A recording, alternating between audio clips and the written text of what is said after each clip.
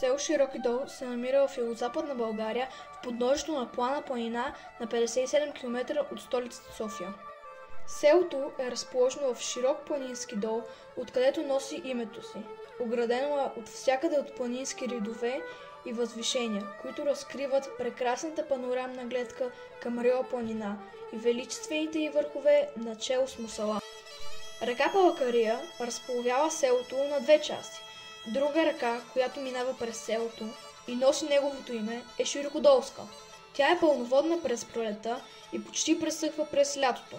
Със сигурност обаче се знае, че първите обитатели са преселници от Егейска и Пиринска Македония. Селището е доста старо, затова най-красноречиво говори църквата, която е от около 11 век, както и калето, което се намира на 1 км от селото. Имало е и манастир. Тази крепост е била едно от последните убежища на цар Иван Шишман по време на османското завоевание, паметник на загиналите във войните. По всичко се вижда, че селската църква Свети Никола е много стара, от 16 или 17 век, към първата четвъртина на 19 век. Тя е продължена към запад. Иконата на Спасителя е правена през 1825 г. от титорите, навярно от първия самоковски зограф Доспееца Христо Димитров.